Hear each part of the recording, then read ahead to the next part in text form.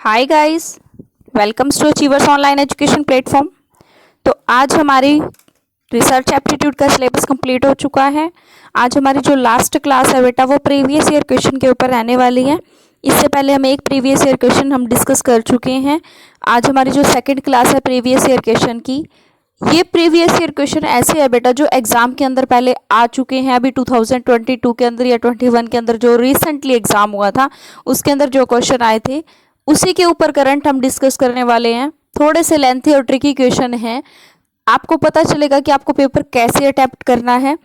I hope आपने research aptitude की सभी वीडियोस को बहुत ध्यान से सुना होगा, बहुत अच्छे से समझा होगा। चाहे वो टाइप्स ऑफ रिसर्च की बात करें हम, चाहे वो रिसर्च ऑब्जेक्टिव्स की बात करें या रिसर्च मैथडोलॉजी की बात करें, कोई भी टॉपिक हो, सैम्पलिंग हो, डेटा कलेक्शन हो, वेरिएबल्स हो, आपने सभी टॉपिक्स को बहुत अच्छे से सुना होगा, क्योंकि उन्हीं के बेस पर ही हमें क्या करना है, आगे क्वेश्चन के आंसर करने होते हैं। ज़्यादातर क्या पूछा जाता है एग्जाम के अंदर, qualitative research, quantitative research, structured, unstructured, action research, ये आपने कुछ पीछे देखा भी होगा, रिसर्च एथिक्स, ये सब एक मिक्सअप है। आपको इसको बहुत अच्छे से ग्रास्प करना है। उसके बाद इस वीडियो को पॉज करके इंडिविजुअली पहले क्वेश्चन का आंसर दीजिए, फिर चेक कीजिए एक्सप्लेनेशन के साथ कि आपका वो क्वेश्चन सही है या नहीं है, और टाइम को ध्यान में रखते हुए क्वेश्चंस को सॉल्व करना है। तो चलिए हम स्टार्ट करते हैं। सबसे पहला क्वेश्चन है हमारा, what is the usual sequence of steps in the scientific method. जो रिसर्च की प्रोसेस है इसके अंदर क्या सीक्वेंस है आपका, तो बताइए क्या सीक्वेंस रहने वाला है आपका। सबसे पहले हम क्या करते हैं, कोई हमारे पास क्या होती है, प्रॉब्लम होती है। Felt need which is creating the problem, हमारे पास क्या प्रॉब्लम है, किस प्रॉब्लम पर काम करना है हमने। Identifying the difficulty and problem statement formulation, पहले हम स्टेटमेंट प्रॉब्लम आइडेंटिफाई करते हैं, फिर प्रॉब्लम फॉर्मुलेशन होती है, यानी कि उसके अंदर जो लिटरेचर रिव्यू है या हम सर्च करते हैं, रिसर्च गैप फाइंड करते हैं, बहुत सारे सब टॉपिक्स होते हैं, उनमें से एक टॉपिक को सिलेक्ट करते हैं।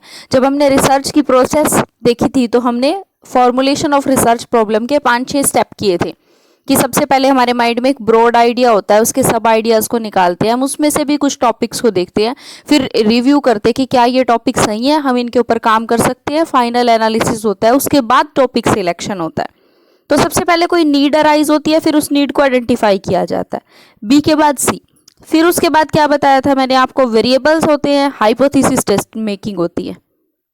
दो का कॉम्बिनेशन दे रखा है इन्होंने, बी के बाद सी के बाद ए, हाइपोथेसिस बना ली। अब हम चलते हैं किस चीज की तरफ, बताइए, collection of data, data collection करेंगे। हाइपोथेसिस बनाई है, फिर डेटा कलेक्शन करते हैं, डेटा कलेक्शन के बाद एनालिसिस एंड इंटरप्रिटेशन होता है।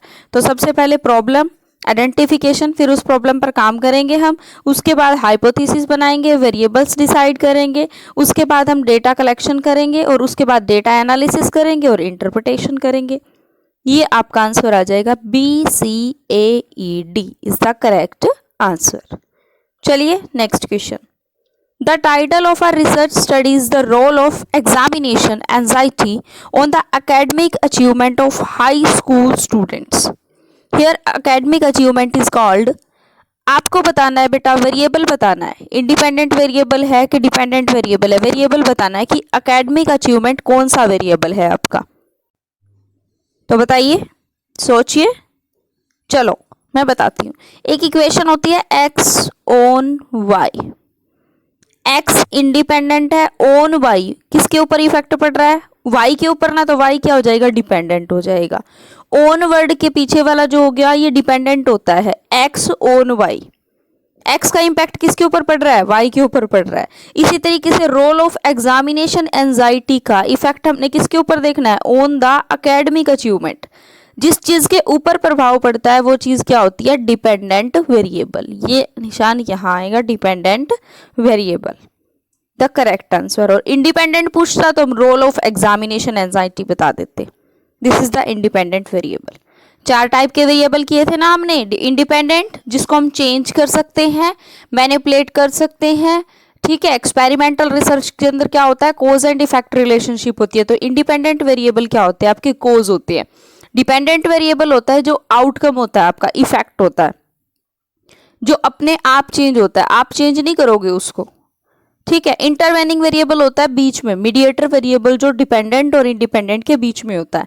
एक्सट्रेनियस वेरिएबल होता है जो बाहर का वेरिएबल हो गया, जो आपको आउटसाइड तरीके से डिपेंडेंट वेरिएबल को अफेक्ट करता है और इंडिपेंडेंट वेरिएबल के साथ फाइट करता है। ठीक है, चलिए थर्ड क्वेश्चन है हमारा। नेक्स्ट क्वेश्चन, ये आपको लिस्ट दी गई है, लिस्ट 1 को लिस्ट 2 के साथ मैच करना है। की रिसर्च टर्म्स है आपकी, ये डिस्क्रिप्शन दे रखी है। सबसे पहला research problem, research hypothesis, sample of study, research tools. चार आपको की टर्म्स दी गई है। यहाँ पर डिस्क्रिप्शन पढ़ लेते हैं हम।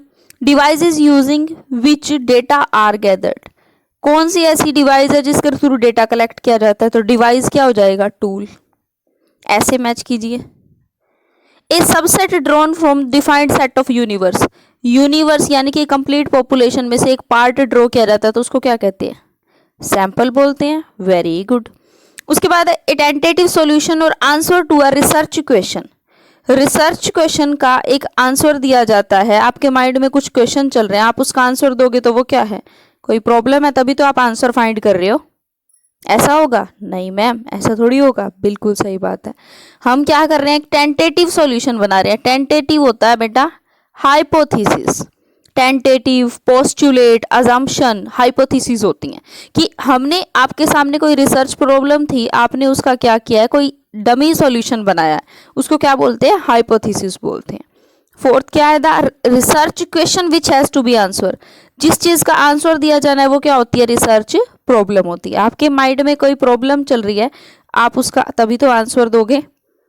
ठीक है। हाइपोथेसिस क्या होती है, एक टेंटेटिव, टेंटेटिव मतलब टेम्परेरी, एक सॉल्यूशन बता रहे हो आप। सैंपल क्या होता है, रिप्रेजेंटेटिव ऑफ यूनिवर्स। टूल्स क्या होते हैं, डिवाइसेस होती है जिसकी हेल्प से आप क्या करते हो, अपने डाटा को इंटरप्रेट कर रहे हो, डाटा को कलेक्ट कर रहे हो, ये सब टूल्स होते हैं आपके। तो your answer is A4, B3, C2 and D1। In which of the sampling method, sampling method मैंने लास्ट वीडियो में भी करवाए थे। 2 टाइप के होते हैं, कौन कौन से होते हैं बेटा, प्रोबेबिलिटी सैम्पलिंग मेथड जिसको रैंडम सैम्पलिंग बोलते हैं, और नॉन प्रोबेबिलिटी जिसको नॉन रैंडम सैम्पलिंग बोलते हैं। Unit comprising it constitute are groups taken intact rather than individually, जिसमें ग्रुप्स के अंदर डेटा कलेक्ट किया जाता है रादर देन इंडिविजुअल। ग्रुप्स के अंदर डेटा कलेक्ट किया जाता है तो क्लस्टर सैम्पलिंग बताया था मैंने। क्लस्टर का मतलब क्या होता है, ग्रुप, जिसमें ग्रुप की बात करते हैं, क्लस्टर सैम्पलिंग मेथड होता है। उसके बाद देखिए, which technique is generally followed when the population is finite, जब पॉपुलेशन फाइनाइट है तो कौन सी टेक्निक लगाओगे, रैंडम सैम्पलिंग, प्रोबेबिलिटी सैम्पलिंग लगाओगे। प्रोबेबिलिटी सैम्पलिंग का टाइप कौन सा है, यहाँ पर सिस्टेमेटिक सैम्पलिंग है। जहाँ पर पॉपुलेशन इनफाइनाइट है, प्रपोजिव एरिया, ये तो हो गई आपकी non random sampling. Population finite है आपकी, निश्चित है पॉपुलेशन, भाई इतने नंबर ऑफ हाउसेज है, जैसे 50 नंबर ऑफ हाउसेज का डेटा कलेक्ट करना है। 50 घर है जिसमें से 5 घर का डेटा कलेक्ट करना है। अब ये 5 कौन कौन से घर होंगे, तो 5 से डिवाइड कर दीजिए, nth टर्म क्या आ गई, 10 आ गई, तो पहला 5 नंबर घर हो जाएगा, दूसरा 15, तीसरा 25, चौथा 35 एंड लास्ट 45। इस तरीके से आप इन नंबर ऑफ हाउसेज में जाकर डेटा कलेक्ट कर लोगे। तो सिस्टेमेटिक सैम्पलिंग हो गई ना, जहां पर जैसे मुझे पता था कि इन 50 में से किसी 5 घर का डेटा कलेक्ट करना है, तो इक्वल इंटरवल पे हमने क्या किया, नंबर ऑफ हाउसेज सिलेक्ट कर लिए। ये फाइनाइट है, हमें निश्चित संख्या पता है ना, तो सिस्टेमेटिक सैम्पलिंग यूज करेंगे। Ethical norms in research do not involve guideline for, ethical norms क्या होते हैं, मोरल प्रिंसिपल, इनफॉर्मल प्रिंसिपल होते हैं जो आपको गाइडलाइन देते हैं। लाइक कॉपीराइट के बारे में कि आपको किसी का कंटेंट कॉपी नहीं करना है, इसके लिए आप क्या कीजिए, अपनी जो कंटेंट को कॉपीराइट ले लीजिए ताकि आपका कोई कंटेंट कॉपी ना कर सके।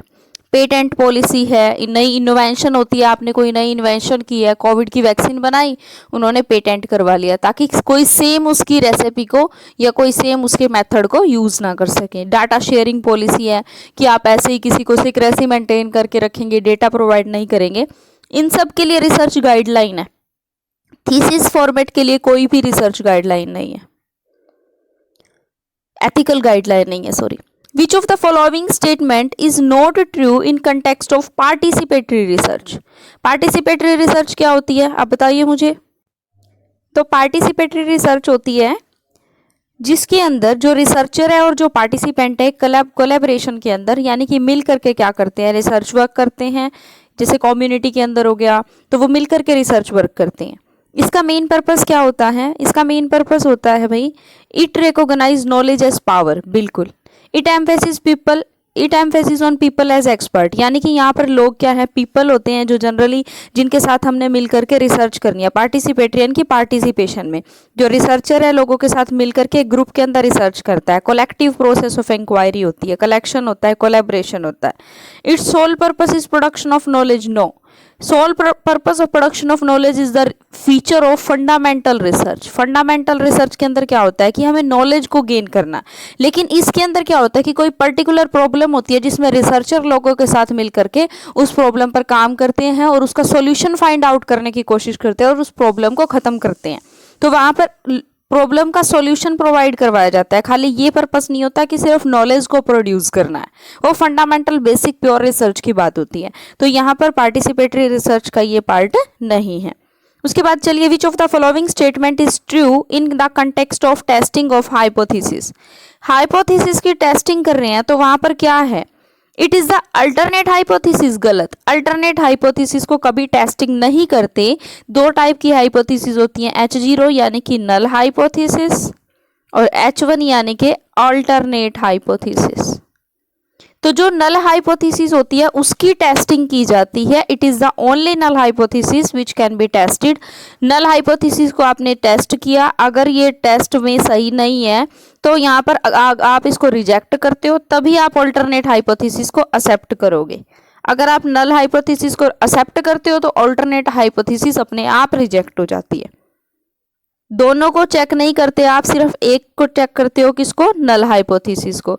अगर नल हाइपोथेसिस को टेस्ट करने के बाद उसको रिजेक्ट कर रहे हो तभी आप ऑल्टरनेट हाइपोथेसिस को एक्सेप्ट करते हो। समझ में आया? Which of the following are the basic rule of APA style of referencing format? APA style of referencing format के स्टाइल्स बताने हैं आपको कि क्या स्टाइल है इन चारों में से। APA की फुल फॉर्म होती है, सोचो, APA की फुल फॉर्म क्या होती है? American psychological association. APA full form याद कर लीजिए, अमेरिकन साइकोलॉजिकल एसोसिएशन। दो मोस्ट कॉमनली यूज्ड गाइडलाइन है फॉर्मेटिंग के लिए, कि हम जो फॉर्मेटिंग करते हैं रेफरेंसिंग की। फॉर्मेटिंग का मतलब क्या होता है? रेफरेंस का मतलब क्या होता है पहले समझो। रेफरेंस होता है बेटा जब हम किसी पर्टिकुलर पर्सन का या ऑथर का कोई आर्टिकल पढ़ रहे हैं। आर्टिकल यानी कि रिसर्च पेपर स्टडी किया हमने, उस रिसर्च पेपर से जब हमने कोई डेटा लिया है, उसकी कोई बात हमें अच्छी लगी है जो कि हमारी रिसर्च से सिमिलर है, तो हम उसको अपने पेपर में लिख रहे हैं उनकी उस बात को, तो हम रेफरेंस देते हैं कि मिस्टर ए ने ये बात बोली थी और मिस्टर ए की उस बात को हम अपने पेपर में लिख रहे हैं। लिखना इज रेफरेंसिंग है, लेकिन उसको प्रॉपर फॉर्मेट में लिखना, स्टैंडर्डाइज्ड फॉर्मेट में लिखना। वो दो टाइप के फॉर्मेट मोस्टली यूज किए जाते हैं, APA एंड MLA। APA क्या होता है? American psychological association. MLA क्या होता है? Modern language association. समझ में आ? ये दो यूज किए जाते हैं।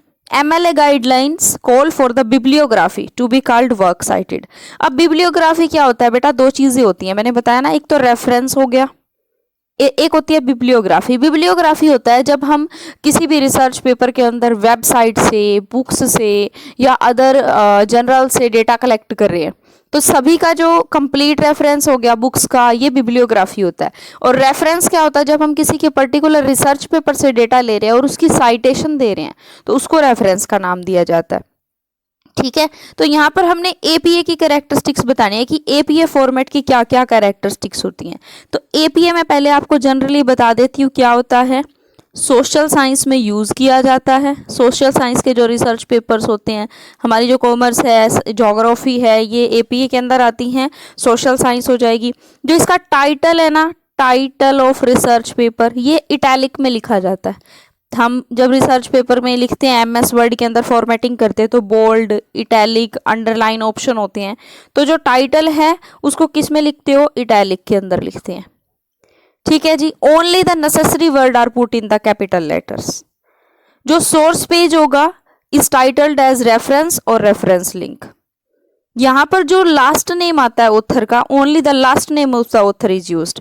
एपीए स्टाइल के अंदर ऑथर का सिर्फ लास्ट नेम यूज किया जाता है, लास्ट नेम फर्स्ट। ठीक है जी। उसके बाद मैं बात करती हूँ कि जो ऑथर का नेम है और जो ईयर ऑफ पब्लिकेशन है is used for in next citation. Clear. तो देखिए अब हम पढ़ लेते हैं कि एपीए स्टाइल की जो रेफरेंसिंग फॉर्मेट है उसका क्या होगा। Italic title of shorter work such as journal article और ऐसे। Italic title of shorter work such as journal article और ऐसे। जर्नल आर्टिकल को इटैलिक में नहीं लिखना है। Invert author name last name first, मैंने बताया लास्ट नेम फर्स्ट आएगा इसका। जो हमने अभी एपीएमएलए दूसरी वीडियो में डिस्कस किया, आप उसको सुन सकते हो। उसके बाद आप इस क्वेश्चन को पढ़ना, आपके लिए और भी इजी हो जाएगा। उस वीडियो में मैंने बता रखा है कि कहाँ पर ऑथर का नाम पहले आएगा, कौन से फॉर्मेट में ऑथर का नाम बाद में आएगा, कहाँ फुल स्टॉप आएगा, कहाँ कोमा आएगा, क्या क्या प्रोसीजर है, वहाँ पर क्लियरली डिफाइन है ये चीज़ें। Italic title of longer work such as books and journals, और उसके बाद है अल्फाबेटिकली इंडेक्स रेफरेंस लिस्ट। तो ये इसकी फीचर्स रहती हैं। इसके अंदर जो रेफरेंस लिस्ट होती है उसको आप अल्फाबेटिकली इंडेक्स करते हो, जैसे A B C D alphabetically index करोगे। जो लॉन्गर वर्क का जो टाइटल है वो इटैलिक में आएगा, और जो ऑथर का नाम है वो इन्वर्टेड कॉमा में होगा, और लास्ट नेम फर्स्ट आएगा। ये एपीए स्टाइल की फीचर्स रहती है। नेक्स्ट है which of the following are the characteristics of seminar. Seminar, conference, symposium, meeting, ये सब आर्टिकल, ये सब मैंने पहले आपको एक वीडियो के अंदर करवा रखा है, आप उसको भी सुन सकते हैं। यहाँ पर हम प्रैक्टिस क्वेश्चन में देख रहे हैं कि सेमिनार की क्या कैरेक्टरिस्टिक्स होती हैं। तो सेमिनार की कैरेक्टरिस्टिक्स होती है बेटा कि it is a form of academic instruction, बिल्कुल सही बात है। उसके बाद है it involves questioning, discussion and debate. Third है it involves large number of individual. नहीं, लार्ज थोड़ी ना होते हैं, लार्ज तो किस में होते हैं, कॉन्फ्रेंस में होते हैं। It needs involvement of skilled person, बिल्कुल एक स्किल्ड पर्सन को बुलाया जाता है और वो आकर के क्या करते हैं, हमारे पास लेक्चर डिलीवर करते हैं। तो first second fourth is the correct answer. Clear. First second fourth is the correct answer. Large नहीं होगा, large number of group of people तो कॉन्फ्रेंस का पार्ट होते हैं। उसके बाद है researcher is interested in studying the prospect of a particular political party in an urban area. Urban area में पॉलिटिकल पार्टी का प्रोस्पेक्ट देखना है, मतलब कि उसका क्या भविष्य है, कि वो पॉलिटिकल पार्टी जीतने वाली है कि नहीं जीतने वाली है। जैसे इलेक्शन होते हैं तो एग्जिट पोल आती है ना, कि किस पार्टी को कितने वोट्स हैं, क्या प्रोस्पेक्ट है, या फिर इलेक्शन हुए ही नहीं है अभी लोगों से जान रहे हैं कि उनका क्या प्रोस्पेक्ट है। कैसे पूछते हैं उनसे, क्वेश्चनायर से क्वेश्चन पूछा जाता है उनसे कि आप इस पार्टी को कितना लाइक करते हो किसी भी एरिया के अंदर। तो क्वेश्चनायर के थ्रू हम क्या करते हैं, उसका डेटा कलेक्ट करते हैं। उसके बाद है in research on the effect of child rearing practices on stress proneness of children in completing school project. The hypothesis is formulated is that child rearing practices do influence stress proneness. At the data analysis stage, a null hypothesis is advanced to find out the tenability of research hypothesis. On the basis of the evidence available, null hypothesis is rejected. यहाँ पर जो हमने इस situation पर जो test लगाया है, हमने देखा नल हाइपोथेसिस टेस्ट की हमने, हमारा जो रिजल्ट आया एविडेंसेस के बेस पर कि हमने टेबुलर वैल्यू को कंप्यूटेड वैल्यू के साथ कंपेयर किया है, तो वहाँ पर जो रिजल्ट आया है कि हमने क्या किया है, नल हाइपोथेसिस को रिजेक्ट किया है। हमारे काम की बात आपके सीखने लायक है कि नल हाइपोथेसिस को आपने रिजेक्ट किया है। जब आप नल हाइपोथेसिस को रिजेक्ट करते हो तो आप ऑल्टरनेट को एक्सेप्ट कर लेते हो। सिंपल। क्वेश्चन देख के डरना नहीं होता, कितना बड़ा क्वेश्चन है तो आंसर कैसे आएगा। अगर हमें कंसेप्ट पता है कि नल हाइपोथेसिस को रिजेक्ट कर रहे हैं तो हम ऑल्टरनेट हाइपोथेसिस को एक्सेप्ट कर लेंगे। उसके बाद है ये टर्म्स यूज की गई हैं और ये डिस्क्रिप्शन है। यहाँ से आपके 2022 के जो रिसेंट क्वेश्चन हैं वो आपको देखने को मिल रहे हैं। तो टर्म्स यूज्ड इन रिसर्च में ए पोस्टुलेट। पोस्टुलेट क्या होता है भाई, पोस्टुलेट क्या होता है, अजम्पशन होता है। मैंने अभी बताया थोड़ी देर पहले, टेंटेटिव, पोस्टुलेट, ये अजम्पशंस होती हैं। It is the statement of the principle assumed in the absence of a direct evidence. आप अज्यूम करके चल रहे हो। कंस्ट्रक्ट क्या होता है, कंस्ट्रक्ट होता है किसी बड़ी चीज का छोटा पार्ट जो उसी के अंदर निर्मित होता है, यानी कि जिसको हम डायरेक्टली ऑब्जर्व नहीं करते लेकिन इसको हम कंसीडर करते हैं। कि ये चीज़ भी एग्जिस्ट कर रही है। मैंने आपको कंस्ट्रक्ट वैलिडिटी के अंदर भी करवाया था। कंस्ट्रक्ट क्या होता है? एक ऐसा पार्ट जिसको आप डायरेक्टली ऑब्जर्व नहीं करते लेकिन वो फिर भी एग्जिस्ट करता है। वेरिएबल क्या होते हैं आपकी? वेरिएबल होते हैं it is something which can change, जिसको चेंज किया जा सकता है क्वांटिटेटिवली भी और क्वालिटेटिवली भी। लाइक मैंने इंडिपेंडेंट वेरिएबल बताया जिसको आप चेंज कर सकते हो, और उसकी वजह से किस में चेंज आता है? डिपेंडेंट वेरिएबल में चेंज आता है। आप खुद चेंज नहीं करोगे, ऑटोमेटिकली चेंज आता है डिपेंडेंट वेरिएबल में, और इंडिपेंडेंट वेरिएबल को आप क्या करते हो? चेंज करते हो। उसके बाद है सिस्टमेटिक एरर। सिस्टमेटिक एरर क्या होता है? It causes obtained result to vary, vary होता है चेंज होना, इन ए पर्टिकुलर डायरेक्शन, जिसकी एक एरर की वजह से जो हमारा रिजल्ट है वो चेंज हो जाता है किसी पर्टिकुलर डायरेक्शन में। तो कारण क्या बनता है? कोई एरर आ रहा है जिसकी वजह से हमारा रिजल्ट चेंज हो रहा है। तो answer is second. When a researcher reject the null hypothesis, null hypothesis H0 से डिनोट करते हैं, इन हिज और her study accept an alternate hypothesis what type of error is likely.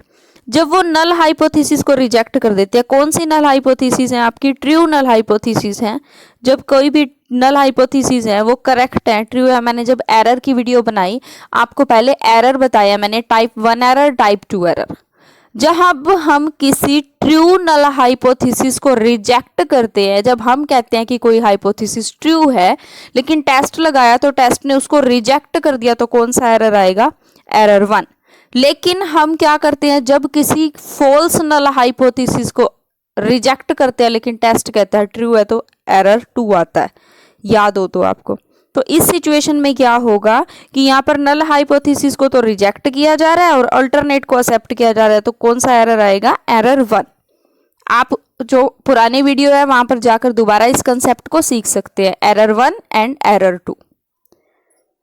Next देखिए, which of the following are the sources of verbal data. Verbal data, verbal data क्या होता है? जो शब्दों की फॉर्म में होता है। ऑरल भी हो सकता है, रिटन भी हो सकता है। नॉन वर्बल डेटा होता है जो सिंबल्स की फॉर्म में होता है, पिक्चर्स की फॉर्म में होता है। तो वर्बल डेटा क्या हो गया यहाँ पर? अब ट्रैफिक सिग्नल है, नॉन वर्बल डेटा है। सिग्नल है ना, ये तो नॉन वर्बल है। ये तो एक सिंबल दिखाई दे रहा है आपको कि रेड लाइट हो रही है, ग्रीन लाइट हो रही है, येलो लाइट हो रही है, या आपको सिग्नल इस साइड जाना है या इधर जाना है। ये शब्द थोड़ी ना, ये तो वो सिंबल्स हैं। तो नॉन वर्बल डेटा हो गया। बॉडी लैंग्वेज है, जेस्चर्स है, पोस्चर्स है, आपके हाव भाव है शारीरिक, ये बॉडी लैंग्वेज है। ये कोई शब्द थोड़ी ना। आप खुश हो रहे हो तो आप स्माइल कर रहे हो, आपकी बॉडी लैंग्वेज है, ये शब्द तो नहीं है ना। ये भी नॉन वर्बल है। जैसे सेमी स्ट्रक्चर्ड इंटरव्यू है, इंटरव्यू में क्वेश्चनिंग हो रही है, वर्बल डेटा। नरेटिव इंटरव्यू है, आप नरेट कर रहे हो, एक्सप्लेन कर रहे हो, इंटरव्यू हो गया। फोकस ग्रुप है जिसमें ग्रुप ऑफ पर्सन क्या करते हैं? डिस्कशन करते हैं। तो BCD is the correct answer. उसके बाद है systematic review can be described as a replicable and scientific process. बिल्कुल सही बात है, साइंटिफिक प्रोसेस होती है। कि सिस्टमैटिक रिव्यू क्या है? आप किसी डेटा को सिस्टमैटिकली रिव्यू कर रहे हो, प्रॉब्लम आइडेंटिफिकेशन, उसके बाद hypothesis, literature, hypothesis, variables, data collection, data interpretation, sampling and so on, that आप प्रॉपर तरीके से सिस्टमैटिकली रिव्यू कर रहे हो। सही बात है। ट्रांसपेरेंट रिव्यू क्या होता है बेटा? ट्रांसपेरेंट रिव्यू होता है, ट्रांसपेरेंट पीयर रिव्यू का मतलब क्या होता है कि जब आपका किया हुआ काम 2 या 4-5 लोग क्या करते हैं? उसको रिव्यू करते हैं, चेक करते हैं, वेरीफाई करते हैं। कोई मिस्टेक्स है तो हम दोबारा करेक्ट करके लिखते हैं, जिससे कि हमारे पर्सनल बायसनेस के चांसेस खत्म हो जाते हैं। तो दोनों बिल्कुल ठीक है। उसके बाद चलते हैं नेक्स्ट क्वेश्चन की तरफ। वेरिएबल्स हैं आपके independent, dependent, control and discrete. मुझे वेरिएबल बताने की तो ज़रूरत नहीं है, आपको अच्छे से रट गए होंगे, लेकिन फिर भी करेंगे हम लोग। वेरिएबल्स के अंदर क्या कहता है कि वेरिएबल क्या है? इंडिपेंडेंट वेरिएबल क्या हो गया? Can be used to divide subject into specific categories. दूसरी डिस्क्रिप्शन क्या है? Can not divide into sub part, जिसको हम सब पार्ट में डिवाइड नहीं कर सकते, डिस्क्रीट। जिसको सब पार्ट में डिवाइड नहीं कर सकते, मैंने पहले ही बताया था। कॉन्टिन्यूअस वेरिएबल होता है जैसे 1.1, 2.2, 3.3, जिसको आप डिवाइड कर सकते हो वो कॉन्टिन्यूअस था। जिसको डिवाइड नहीं कर सकते 1, 2, 3, 4, 5, जो कंप्लीट नंबर की फॉर्म में होता है। क्लियर हो गया? ये तो कंफर्म है। एलिमिनेशन मेथड लगाया करो जहां पर आपको सब चीजों के बारे में ना पता हो। मतलब कि हमें कन्फर्म है डी का 2 तो आएगा ही आएगा। इसमें डी का 2 है, एलिमिनेट कर दो। इसमें डी का 2 है, एलिमिनेट कर दो। इसमें एलिमिनेट कर दो। Answer is this. चाहे हमें बाकियों के बारे में ना पता हो, एलिमिनेशन मेथड यूज करो। एलिमिनेशन मेथड में क्या होता है, आपको अगर एक का आंसर 100% श्योर है तो आप बाकी चीजों को एलिमिनेट करके चाहे पूरा भी मत पढ़ो तो भी आपका आंसर करेक्ट होगा। रिप्रेजेंट द कोज, मैंने बताया इंडिपेंडेंट वेरिएबल क्या होता है, कोज होता है। ए का 3, ये देखो यहाँ पर भी नहीं है, यहाँ पर भी नहीं है, यहाँ पर भी नहीं है, correct answer. Variable that is affected, मैंने बताया कि डिपेंडेंट वेरिएबल अफेक्ट होता है, बी का 4, यहाँ नहीं है, यहाँ नहीं है, यहाँ नहीं है, ये रहा। Controlled can be used to divide subject into specific category, C का 1। तो आपका आंसर आएगा 3। Data of research that takes the form of words और पिक्चर्स, बस हो गया काम। वर्ड्स और पिक्चर की फॉर्म में जो डेटा लिया जाता है किस स्टडी के अंदर होता है, क्वालिटेटिव रिसर्च। हम पिछली वीडियो में भी कर चुके हैं। क्वालिटेटिव रिसर्च के अंदर क्या पार्ट होता है, participant observation is the part of qualitative research. Participant observation के अंदर क्या है कि आप जैसे एथनोग्राफिक स्टडी थी, हम पार्टिसिपेंट्स के साथ मिलकर के काम कर रहे हैं, क्वालिटेटिव का पार्ट है। पार्टिसिपेंट ऑब्जर्वेशन क्या है, क्वालिटेटिव का पार्ट है, जहां पर वर्ड और पिक्चर की फॉर्म में डेटा को क्या किया जाता है, कलेक्ट किया जाता है। डेटा जहां पर पार्टिसिपेंट्स को डायरेक्टली ऑब्जर्व कर रहे हैं, वहां से डेटा कलेक्ट कर रहे हैं। क्लियर? उसके बाद है बेटा नेक्स्ट हमारा, which of the following are issues in writing a research proposal को लिखने में क्या क्या इशू आता है। टॉपिक देखना पड़ता है भाई मैम, देखना पड़ता है, बिल्कुल सही बात है। रिसर्च ऑब्जेक्टिव भी लिखने पड़ेंगे, बिल्कुल लिखने पड़ेंगे। हाइपोथेसिस भी बनानी पड़ेगी, बिल्कुल बनानी पड़ेगी। फ्रेंड्स को कन्विंस करना पड़ेगा, अरे पागल हो क्या, फ्रेंड्स को क्यों कन्विंस करेंगे हम, हमारी रिसर्च हमने कर रही है, फ्रेंड्स और कोलीग को कन्विंस करने की कोई जरूरत नहीं है, आप खुद कन्विंस हो जाओ, बहुत बड़ी बात है।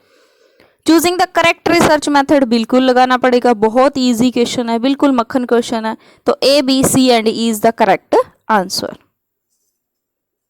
नेक्स्ट देखिए, which type of research encourage participant perspective, मैंने अभी एक्सप्लेन किया एथनोग्राफिक मेथड। एथनो का मतलब क्या होता है, मैंने टाइप्स ऑफ रिसर्च के अंदर बताया था, कल्चर, जहां पर हम एक पर्टिकुलर कल्चर में रह करके पार्टिसिपेंट का पर्सपेक्टिव स्टडी करते हैं। जैसे मैंने बताया था कि मेरे को साउथ इंडियन कल्चर की स्टडी करनी है कि वहाँ के लोगों का टेस्ट कैसा है, वहाँ के लोग क्या क्या चीज़ें पसंद करते हैं। मैं उनके साथ उनके कल्चर में रहूंगी, उनके पर्सपेक्टिव को ऑब्जर्व करूंगी। तो कौन सा मेथड हो गया, क्वालिटेटिव रिसर्च। क्वालिटेटिव के अंदर क्या हो गया, एथनोग्राफिक मेथड। समझ में आया? ओके। नेक्स्ट है, गिवन बिलो 2 स्टेटमेंट्स। स्टेटमेंट 1 कहती है एक्सप्लोरेशन, एक्सप्लोरेटरी मेथड आ गया। Exploration is particularly useful when researcher lack a clear idea of the problem they will met during the study. Exploratory study क्या होती थी कि जहां पर उनको भी क्या है, सिर्फ एक प्रॉब्लम के बारे में पता है, कोई क्लियर कट आइडिया नहीं है, वो उस चीज के बारे में भी रिसर्च करेंगे, एक्सप्लोर करेंगे, किसी नई चीज के बारे में जानने की कोशिश कर रहे हैं। कोविड आया, हमें नहीं पता, हम एक्सप्लोर कर रहे हैं ना उस फील्ड को। सही बात है, बिल्कुल।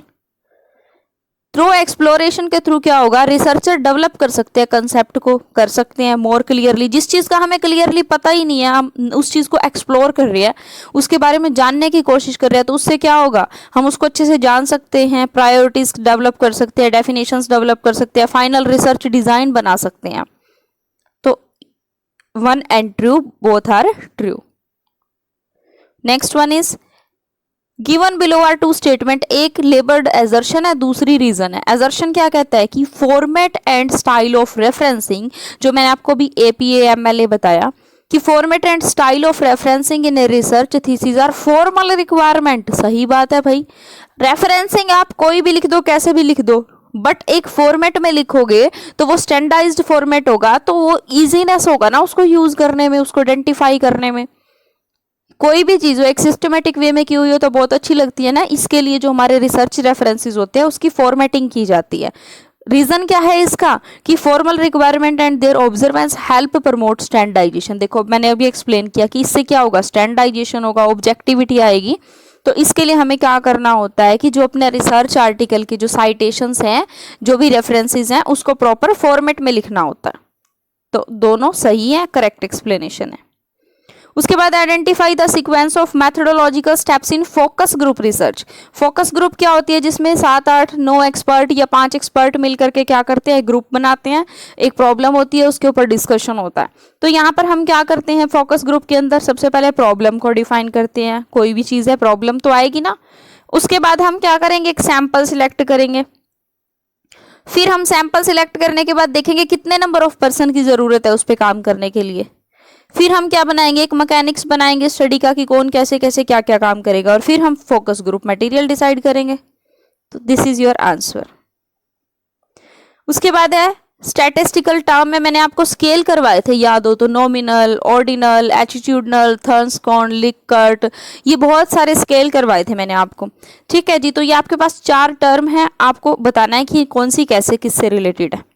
नॉमिनल स्केल बताया था मैंने, क्लासिफिकेशन या कैटेगराइजेशन, जैसे कि जेंडर कैटेगराइज कर सकते हो, मेल है और फीमेल है। ऑर्डिनल स्केल क्या बताया था, ऑर्डर देते हो, फर्स्ट है, सेकंड है, थर्ड है, रैंक हो गया, जिसको मीडियन से मेजर किया जाता था। मीन क्या हो जाएगा, मीन हो जाता है आपका एक्सपेक्टेड वैल्यू यानी कि एवरेज वैल्यू। वेरिएंस क्या हो जाता है, spread in values of data. Variance होता है कि कोई चीज किससे कितनी दूर है, कितना गैप आ रहा है उस चीज के अंदर, स्प्रेडनेस कितनी है इन वैल्यूज ऑफ डेटा। तो ये आपका आंसर हो जाएगा बी। नेक्स्ट देखिए, रिसर्च स्टेप्स गिवन है आपको, रिसर्च स्टेप्स गिवन है आपको और उनकी फीचर्स गिवन है। तो defining a research problem, research problem किस में डिफाइन करोगे आप, कैसे डिफाइन करोगे research problem, carefully chosen the terms and concept with operational description if needed to be. कोई भी रिसर्च प्रॉब्लम है उसको कैसे चूज करोगे, केयरफुली चूज करोगे ना। जो प्रॉब्लम होती है हमें काम किस पे करना है, हमें अगर वो अच्छे से पता है तभी तो हम काम करेंगे ना। उसके बाद हाइपोथेसिस बनाएंगे। हाइपोथेसिस मेकिंग क्या होगा, आइडेंटिफाई द वेरिएबल्स। हाइपोथेसिस क्या होता है, जो कि वेरिएबल्स में रिलेशनशिप को बताती है। उसके बाद है बेटा drawing a research sample. Drawing a research sample क्या होता है, सैंपल क्या होता है, representative of universe. Hypothesis testing क्या है, एक टेक्निक है डाटा एनालिसिस की। क्लियर। ये थे हमारे क्वेश्चंस, इतने सारे क्वेश्चन हमने डिस्कस किए।